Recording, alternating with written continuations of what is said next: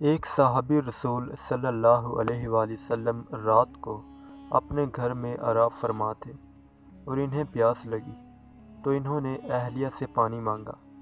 ان کی اہلیہ صحابیہ عورت تھی۔ وہ پانی لے کر آئی تو وہ صحابی دوبارہ سو چکے تھے۔ وہ عورت اتنی خدمت گزار تھی کہ پانی لے کر کھڑی ہو گئی۔ جب رات کا کافی حصہ گزر گیا تو صحابی کی آنکھ کھلی تو یہ دیکھ کر حیران رہ گئے کہ ان کی وفادار بیوی پانی لے کر کھڑی ہے۔ پوچھا، تم کب سے کھڑی ہو؟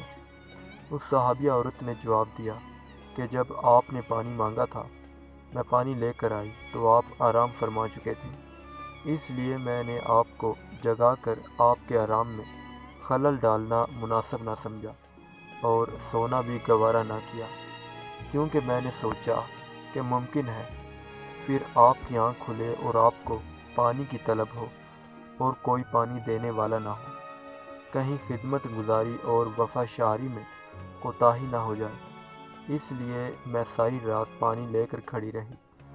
ذرا سوچئے، آج کوئی ایک عورت ایسی با وفا اور خدمت گزار تو دکھاؤ۔ آج اگر خاوند پانی مانگے تو بیوی 100 باتیں سناتی ہے، لیکن ان عورتوں کی وفا شعاری بھی دیکھو۔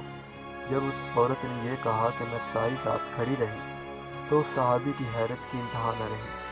وہ فوراً اٹھ کر بیٹھ گیا اور عجیب خوشی کیفیت میں اپنی بیوی سے کہنے لگا کہ تم نے خدمت کی انتہا کر دی، اب میں تم سے اتنا خوش ہوں کہ آج تم مجھ سے جو مانگو گی میں دوں گا۔ صحابیہ نے کہا، مجھے کسی چیز کی ضرورت نہیں، بس تم راضی اور خوش رہو۔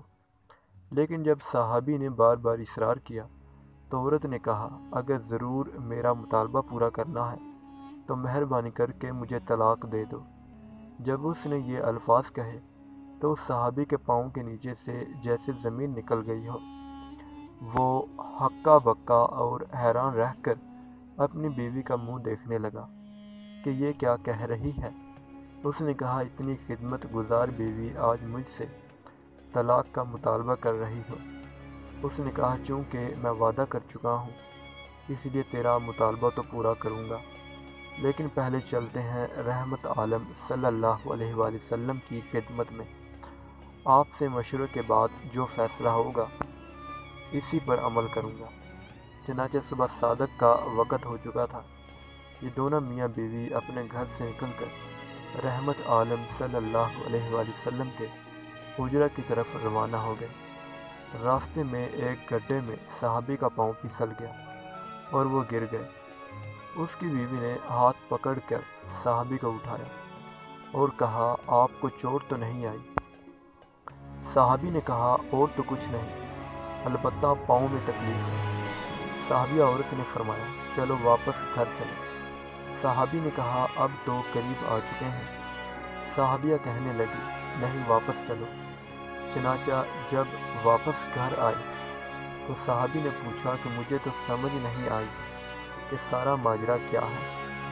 صحابیہ نے کہا، مسئلہ یہ ہے کہ میں نے کسی سے سنا ہے کہ جسے ساری زندگی میں کوئی تکلیف نہ ہو اس کے ایمان میں شک ہے، کیونکہ جو بھی ایماندار ہوتا ہے وہ ضرور تکلیف میں آزمایا جاتا ہے۔